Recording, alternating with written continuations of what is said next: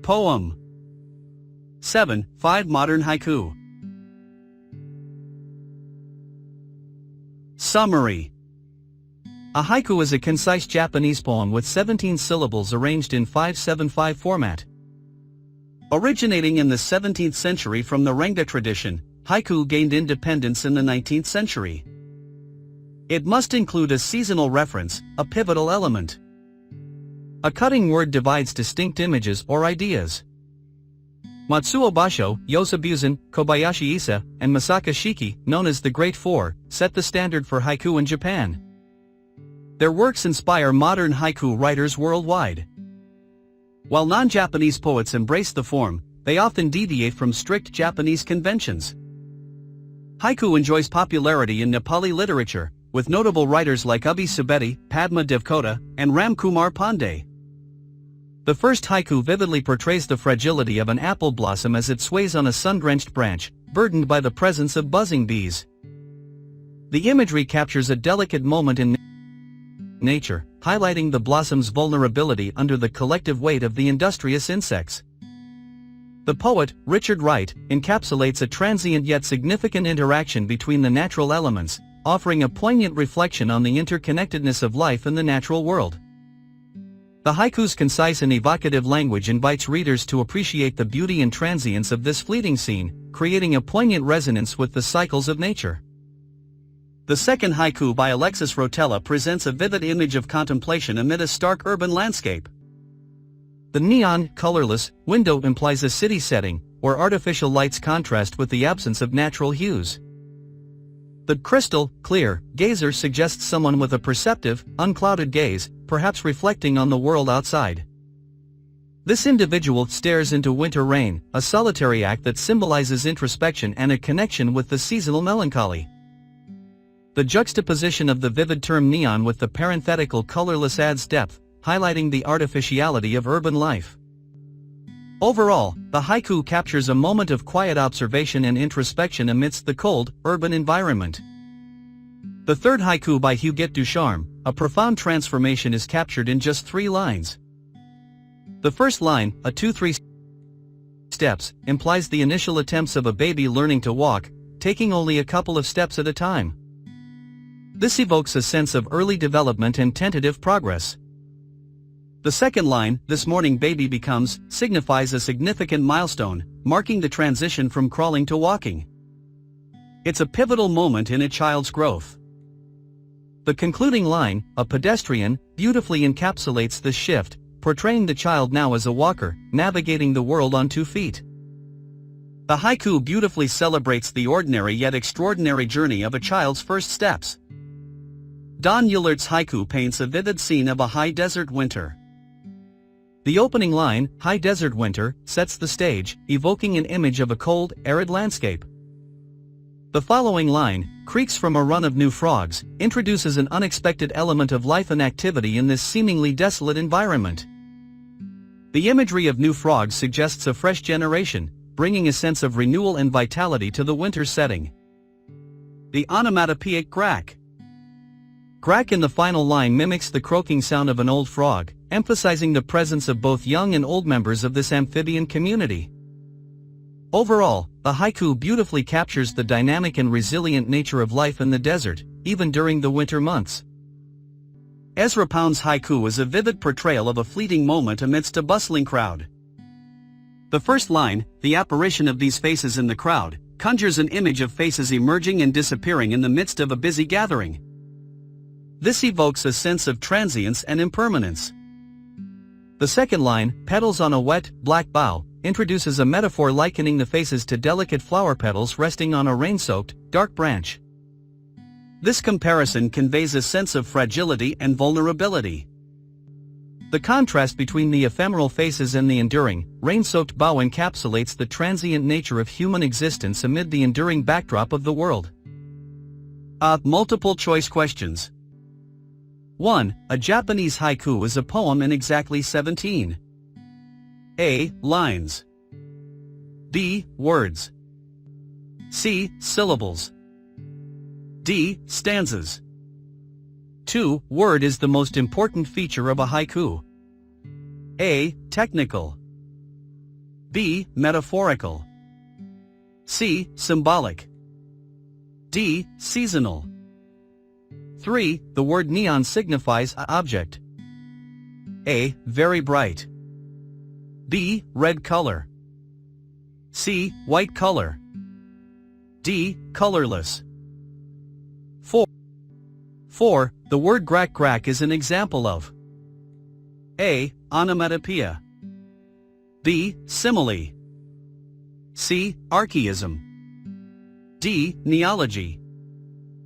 5. Ezra Pound's haiku is slightly formed Japanese haiku. A. Strong. B. Short. C. Long. D. Different. Extra MCQs. 1. What is the traditional syllable arrangement of a haiku? A. 757. B. 575. C. 557. D. 775. 2. When did haiku gain independence from the Renga tradition? A. 17th century. B. 19th century. C. 18th century. D. 20th century. 3. What is a pivotal element that a haiku must include? A. Rhyme scheme. B. Seasonal reference. C. Metrical pattern.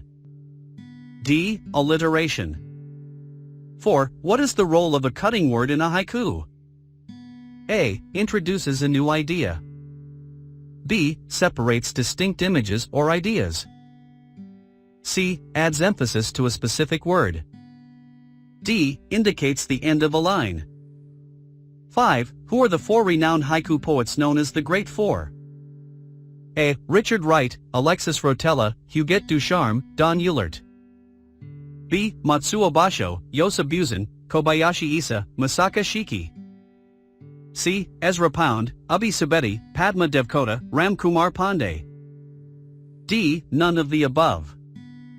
6. Which poet's haiku focuses on an apple blossom and buzzing bees? A. Matsuo Basho. B. Yosa Buzan.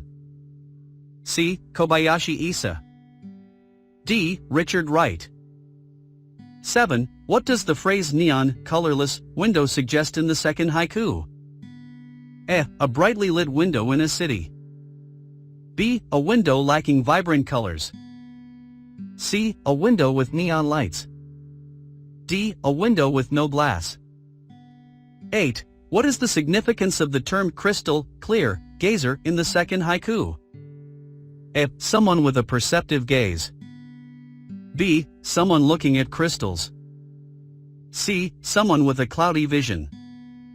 D. Someone with a colorful imagination. 9. What action does the baby take in the third haiku? A. Crawling. B. Walking. C. Running. D. Jumping. 10. What does the term pedestrian signify in the third haiku? A. Someone walking on the street. B. Someone riding a bicycle. C. Someone driving a car. D. Someone learning to walk. 11. In the fourth haiku, what does the phrase "a run of new frogs" suggest? A. Frogs running away from the rain. B. A group of young frogs. C. Frogs hopping on wet ground. D. Frogs leaping into a pond. 12. What sound is represented by grak? Grak in the fourth haiku? A. Croaking of frogs. B. Birds chirping. C. Rainfall. D. Wind blowing. 13. How does the poet describe the faces in the crowd in the fifth haiku? A. Apparitions. B. Ghosts. C. Portraits. D. Masks. 14. What do the faces in the fifth haiku remind the poet of? A. Flower petals. B. Falling leaves. C. Raindrops. D. Snowflakes. 15. What is the setting described in the fifth haiku? A. A bustling city street. B. A quiet countryside. C. A crowded market. D. A deserted alleyway. 16. What emotion or feeling is conveyed by the haiku by Richard Wright? A. Joy. B. Fragility. C. Gloom. D. Excitement. 17. What is the predominant theme in the haiku by Alexis Rotella? A. Nature. B. Urban life. C. Childhood. D. Winter. 18. What is the significance of the term crystal, clear, gazer in the haiku by Alexis Rotella? A. Someone with a mystical ability. B. Someone with a focused gaze. C. Someone with a cloudy vision. D. Someone who collects crystals. 19. What is the key transformation described in the haiku by Huguette Ducharme? A. A baby learning to speak. B. A baby learning to walk. C. A baby learning to crawl. D. A baby learning to read. 20. How does the haiku by Don Eulert portray the winter landscape? A. Stark and active. B. Warm and serene. C. Cold and desolate. D. Colorful and vibrant. B. Short questions. 1. What visual image do you find in Richard Wright's haiku? In Richard Wright's haiku, the visual image is that of an apple blossom trembling on a sunlit branch under the weight of bees. This image portrays a delicate and ephemeral moment in nature. The reader can envision the tender, pale petals of the apple blossom, contrasted against the vibrant backdrop of a sunlit branch. The sunlight illuminates the scene, creating a warm and inviting atmosphere. The blossoms sway gently, conveying a sense of movement and fragility. The presence of bees adds another layer to the image. One can imagine the bees, diligently collecting nectar from the blossom, their wings buzzing in a harmonious rhythm. This image evokes a sense of industriousness and the interconnectedness of nature. The juxtaposition of the delicate blossom and the industrious bees captures a profound moment of harmony between the natural elements. Overall, the haiku's visual imagery invites the reader to immerse themselves in this fleeting yet significant interaction between the blossom and the bees. It encapsulates the beauty of a small, intimate scene in the natural world, highlighting the delicate balance that exists between the fragility of life and the industriousness of nature. The vivid imagery in Richard Wright's haiku serves to evoke a sensory experience, allowing the reader to appreciate the intricacies and interplay of elements in this fleeting moment. 2. How did Alexis Rotella make a contrast between animate and inanimate things? Alexis Rotella skillfully contrasts animate and inanimate elements in her haiku through vivid imagery and juxtaposition. In her haiku, she introduces the concept of a neon, colorless window, which immediately sets the stage for this contrast. The term neon typically conjures images of bright, vibrant colors associated with artificial lights. However, by adding the parenthetical colorless, Rotella immediately challenges this expectation. This contrast between the vivid, artificial neon lights and their ultimate lack of true color creates a striking visual dichotomy. Furthermore, Rotella employs the term crystal, clear, gazer, which introduces the idea of a person gazing out of the window. This person is described as a gazer, implying a sentient, contemplative being. The term crystal evokes notions of clarity, transparency, and precision. It suggests a focused, unclouded perception, highlighting the animate nature of the observer. This juxtaposition of the neon, colorless window and the crystal, clear gazer effectively contrasts the inanimate, artificial elements of the urban environment with the animate, sentient presence of the individual.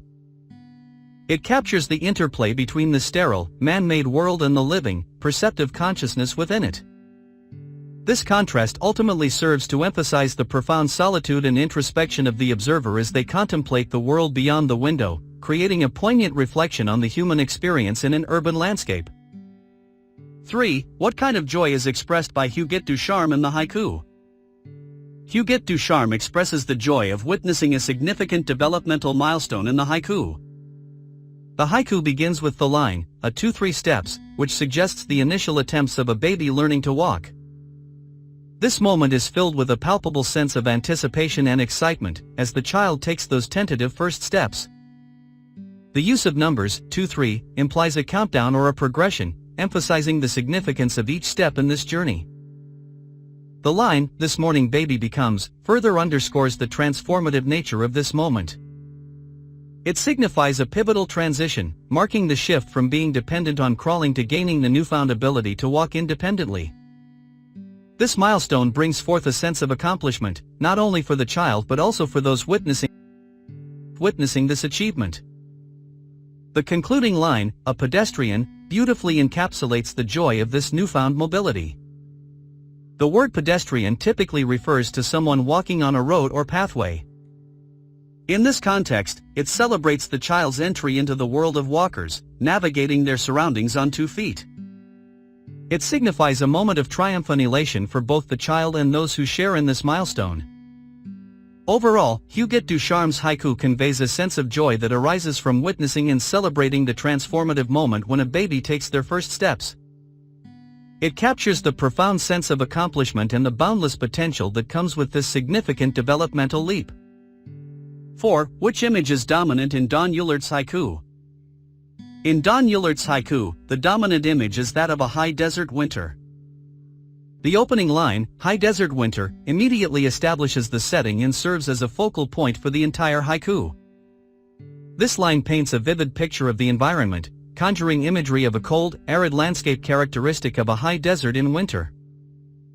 The mention of the desert implies a barren, rugged terrain, typically associated with sparse vegetation and challenging weather conditions. This sets the stage for the subsequent imagery and atmosphere described in the haiku. The line, "creaks from a run of new frogs," introduces an unexpected element of life and activity within this seemingly desolate environment. This image of new frogs suggests a fresh generation, bringing a sense of renewal and vitality to the winter setting. The use of the word creaks adds an auditory dimension, implying a chorus of frog calls amidst the quietude of the winter landscape. The final line, "and an old grack." Grack further reinforces the dominance of the high desert winter image. It introduces the vocalization of an old frog, providing both an auditory and visual element to the scene. This onomatopoeic representation of the frog's call vividly evokes the soundscape of the desert. Overall, the dominant image in Don Eulert's haiku is that of a high desert winter, with additional emphasis on the presence of both young and old frogs, showcasing the resilience and adaptability of life in this harsh environment. 5. How does Ezra Pound bring transformation in the form of haiku? Ezra Pound brings transformation to the form of haiku through a departure from traditional Japanese conventions, infusing his own style and thematic focus. In his haiku, Pound introduces a distinctive approach that deviates from the conventional 5-7-5 syllable structure typically associated with haiku. Firstly, Pound's haiku, the apparition of these faces in the crowd/petals on a wet, black bough, exemplifies a departure from the strict syllabic pattern. Rather than adhering to the 5-7-5 format, he prioritizes concise and evocative imagery, emphasizing the essence of the moment over rigid syllable counts. Furthermore, Pound's choice of imagery and metaphor diverges from traditional haiku themes rooted in nature. Instead, he incorporates urban imagery, depicting faces in a crowd contrasted with the visual of petals on a wet branch. This juxtaposition of human presence with natural elements introduces a fresh perspective and thematic focus not commonly found in classical Japanese haiku. Additionally, Pound's haiku showcases a shift towards a more introspective and contemplative tone. The use of the word apparition suggests a sense of fleeting, ephemeral presence, inviting deeper reflection on the transient nature of human existence. Overall, Ezra Pound's transformation of the haiku form lies in his willingness to break from conventional syllabic constraints, introduce urban imagery, and infuse his work with a contemplative, introspective sensibility. This departure from tradition allows for a more individualistic and innovative approach to the haiku form, demonstrating his unique contribution to the evolution of this poetic genre. 6. Which of the above haikus has used onomatopoeic words? Give answers with examples. The haiku by Don Eulert is the one that uses onomatopoeic words. The line "and an old grack." Grack in Don Eulert's haiku is an example of onomatopoeia. The term grack. Grack imitates the croaking sound made by an old frog. Onomatopoeic words are those that phonetically imitate or resemble the sound that they describe. In this case, grack. Grack vividly replicates the distinct croaking sound of a frog, allowing the reader to audibly sense the presence of the amphibians in the high desert winter.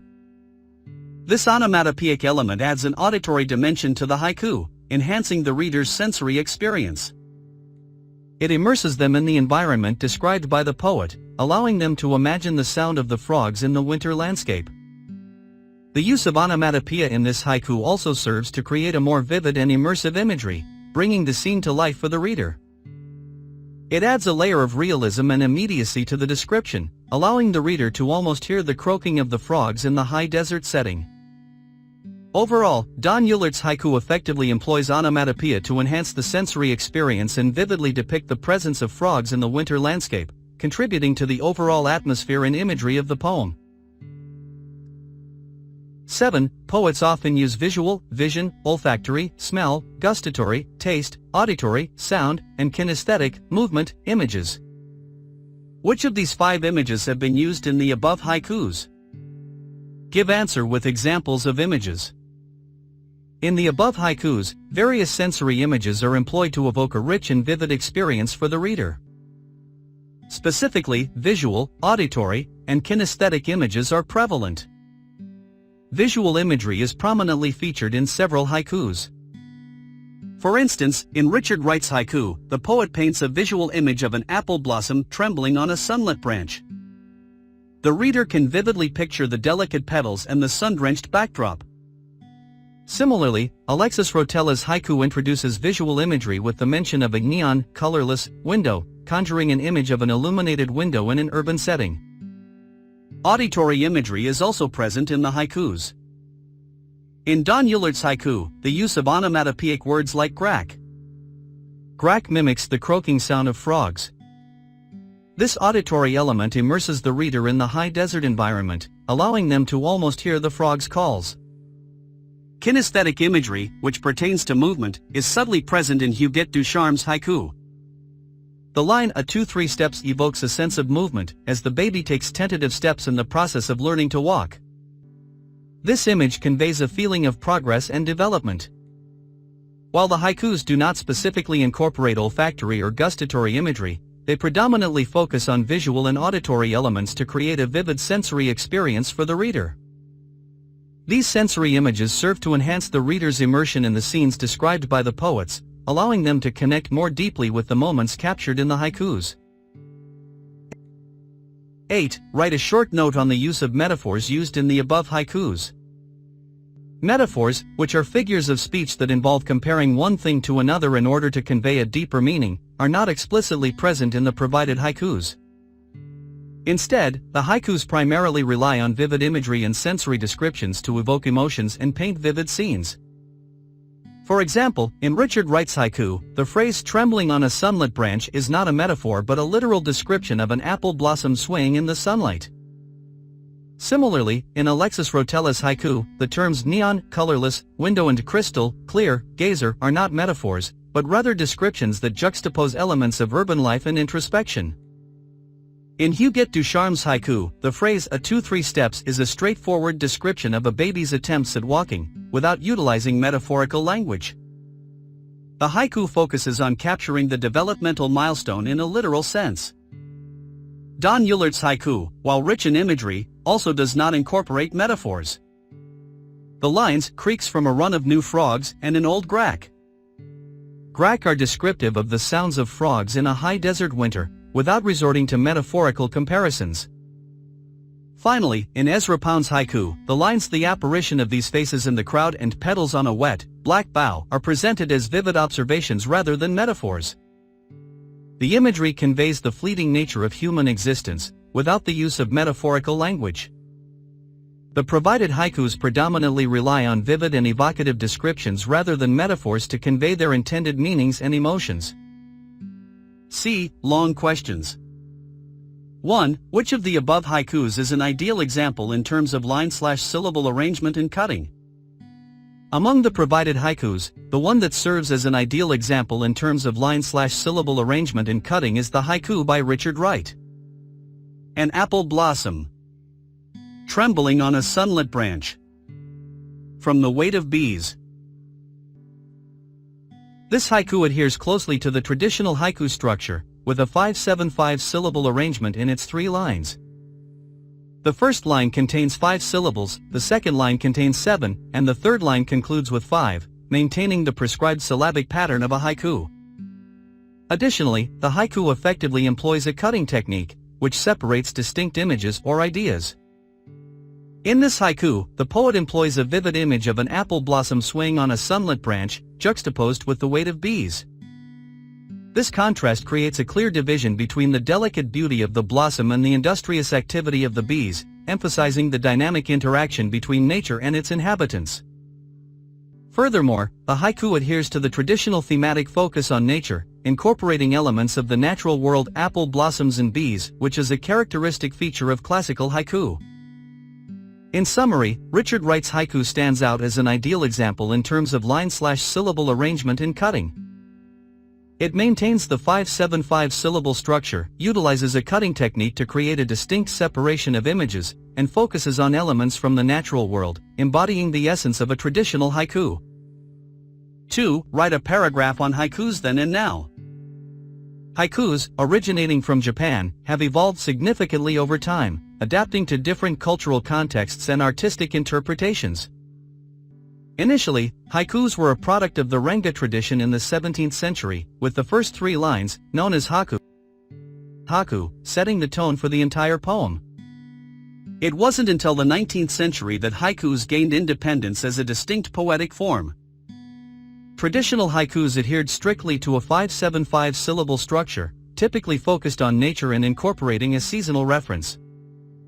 Matsuo Basho, Yoshibuzan, Kobayashi Issa, and Masaka Shiki, known as the Great Four Haiku Poets, set the standard for this form in Japan. Their works continue to inspire modern haiku writers worldwide. In contemporary times, haikus have transcended their Japanese origins, with poets from diverse cultural backgrounds embracing and adapting the form.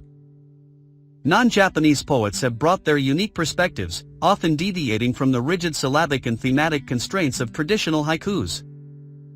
This evolution has led to a broader interpretation of the haiku, allowing for greater creative freedom and experimentation.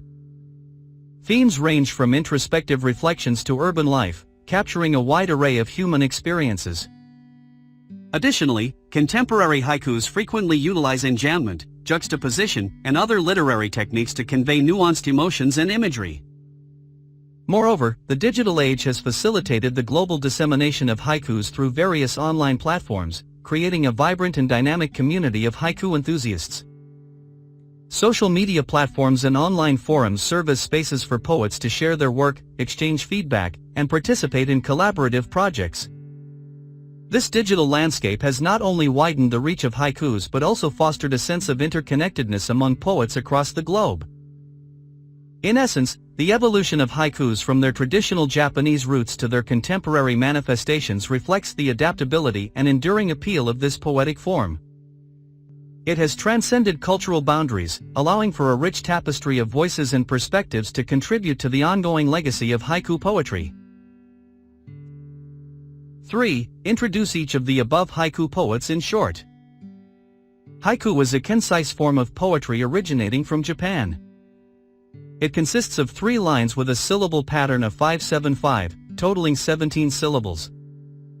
Haikus often capture a moment in nature, revealing profound insights through vivid imagery. They emphasize simplicity, evoking emotions or reflections in a brief, contemplative manner. The form has evolved over time, finding resonance across cultures and styles. 1. Richard Wright, 1908 to 1960. Richard Wright was an American author and poet known for his powerful contributions to African American literature. While primarily recognized for his novels such as Native Son and Black Boy, Wright also ventured into haiku poetry. His haikus often reflect a keen observation of nature and a deep appreciation for the interconnectedness of life. Despite his relatively brief foray into haiku, Wright's work in this form showcases his ability to distill complex emotions and images into concise and evocative verses. 2. Alexis Rotella, 1947 Alexis Rotella is an accomplished American haiku poet, as well as an artist and writer of various other poetic forms. Her haikus are notable for their vivid imagery and exploration of both urban and natural landscapes. Rotella's haikus often incorporate contemporary themes and a keen awareness of the human experience. She has played a significant role in popularizing haiku in the English-speaking world and has won numerous awards for her contributions to the genre. 3. Huguette Ducharme, unknown Huguette Ducharme is a Canadian poet known for her succinct and poignant haikus.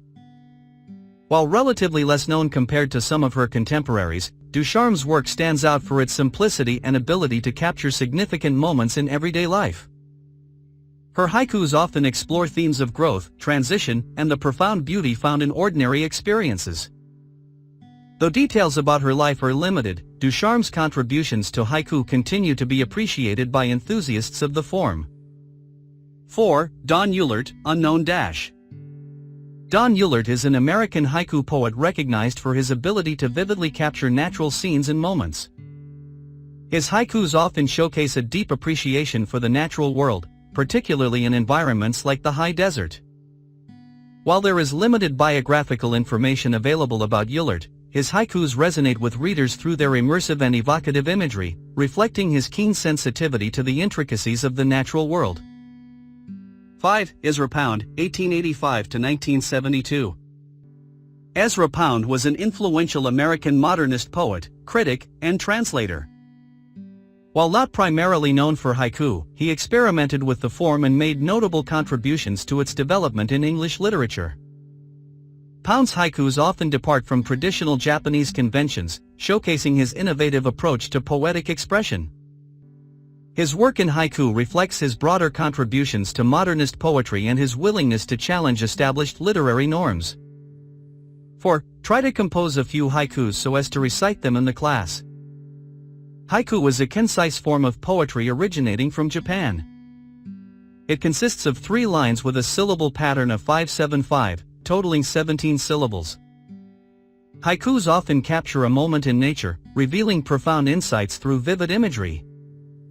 They emphasize simplicity, evoking emotions or reflections in a brief, contemplative manner. The form has evolved over time, finding resonance across cultures and styles. Nature's fleeting dance. Blossoms tremble 'neath the bees. Sunlit branch takes chance. Amidst emerald leaves. Whispers of a gentle breeze. Nature's lullaby. Silent snow descends, blanketing the world in white. Winter's hushed embrace. Best of luck.